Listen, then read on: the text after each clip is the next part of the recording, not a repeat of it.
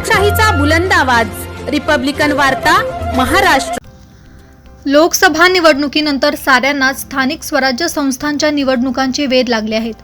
न्यायालयीन प्रक्रियेमुळे या निवडणुका अनिश्चिततेच्या हिंदोळ्यावर हेलकावे खात असल्याने निवडणुकीसाठी गुडघ्याला बाशिंग बांधून बसलेल्या इच्छुकांचा हिरमोड झालेला असतानाच निवडणूक आयोगाने राज्यातील पर्यायाने जिल्ह्यातील ग्रामपंचायतीच्या निवडणुकांचे स्पष्ट संकेत देत मतदार याद्यांचा कार्यक्रम जाहीर केल्याने गाव पातळीवर इच्छुकांच्या अपेक्षांना घुमारे फुटले आहेत।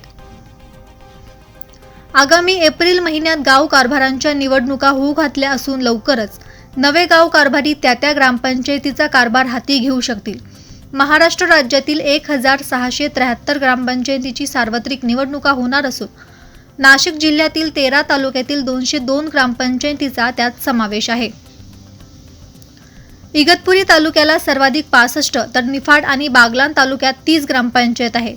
त्र्यंबकेश्वर 18, कळवण 14, मालेगाव 12, नांदगाव 8, येवला 8, नाशिक 7, दिंडोरी 4, देवळा 2, पेठ 1, चांदवड 1 याप्रमाणे नाशिक जिल्ह्यातील निवडणुका होणार आहेत।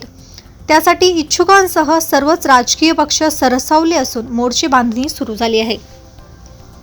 ग्राम पातळीवरील या निवडणुका असल्या तरी सर्वच राजकीय पक्षांनी त्यांच्या अस्मितेच्या प्रतिष्ठेच्या न केल्या तर नवलच, अर्थात त्या गावातील राजकीय वातावरण, स्थानिक परिस्थिती, हेवे दावे, गडतट संबंध आणि निवडणुकीसाठी प्रसंगी अवलंबले जाणारे मिलीजुलीचे धोरण खूप महत्त्वपूर्ण ठरणार आहे।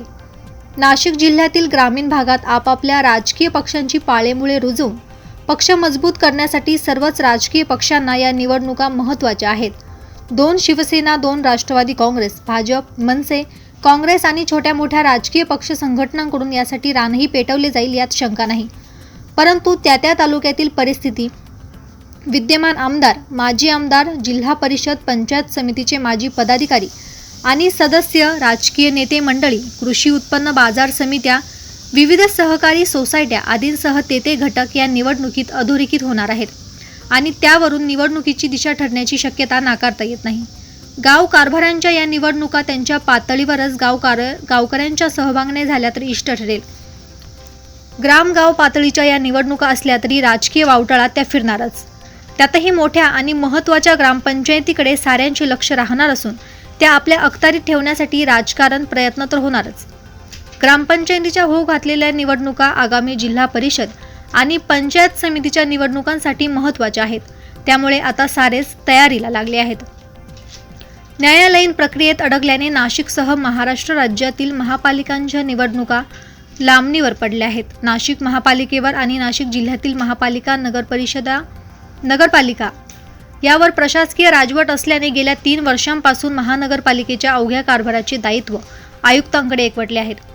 कधी या निवडणुकांचे बिगुल वाजते असे इच्छुकांसह सर्वच राजकीय पक्ष संघटनांना झाले असले तरी पावसाळ्यापूर्वी निवडणुका होण्याचे मनसुबे धुळीला मिळाले आहे।